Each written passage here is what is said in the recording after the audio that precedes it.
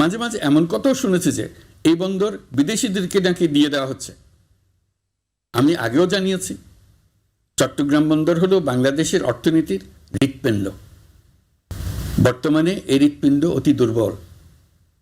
এখন যে অবস্থায় আছে সেই অবস্থায় তাকে রেখে দিলে আমাদের অর্থনীতিকে সামনে এগিয়ে নিয়ে যাওয়া সম্ভব হবে না। প্রধান উপদেষ্টা ডক্টর মোহাম্মদ ইউনূস বলেছেন, বন্দর ব্যবস্থাপনার জন্য আমরা যাদের আনছি তারা পৃথিবীর যেসব দেশে কাজ করে সেসব কোনো দেশেই সার্বভৌমত্ব, জাতীয় নিরাপত্তা হুমকির মুখে পড়েনি। শুক্রবার ৬ জুন সন্ধ্যায় ঈদুল আজহা উপলক্ষে জাতির উদ্দেশ্যে দেওয়া এক ভাষণে তিনি এই তথ্য জানান। এ সময় প্রধান উপদেষ্টা বলেন, আমি আগেও জানিয়েছি চট্টগ্রাম বন্দর হল বাংলাদেশের অর্থনীতির হৃৎপিণ্ড। বর্তমানে এই হৃৎপিণ্ড অতি দুর্বল। এখন যে অবস্থায় আছে সে অবস্থায় তাকে রেখে দিলে আমাদের অর্থনীতিকে সামনে এগিয়ে নিয়ে যাওয়া সম্ভব হবে না। এই হৃৎপিণ্ডকে বড়, মজবুত, সুঠাম করতে হবে। তা করতে হলে বহু উদ্যোগ গ্রহণ করতে হবে, অভিজ্ঞদের সাহায্য লাগবে।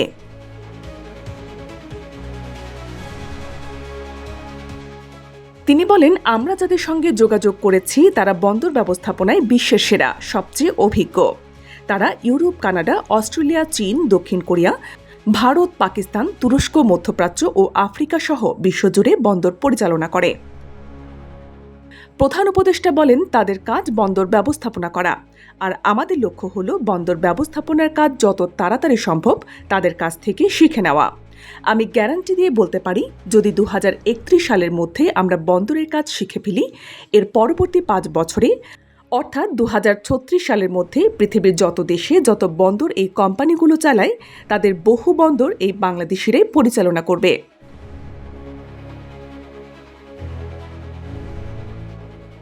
আপনারা যে বন্দরই পা দেবেন, দেখবেন সেখানে বাংলাদেশিরা আছেন। বহু লোকের কর্মসংস্থান হবে। আমাদের বন্দর যদি আধুনিক হয় তা শুধু বাংলাদেশের অর্থনীতিতেই ভূমিকা রাখবে না, বরং আমরা নেপাল, ভুটান সহ পার্শ্ববর্তী সকল দেশের অর্থনীতিতে ইতিবাচক ভূমিকা রাখতে সক্ষম হব।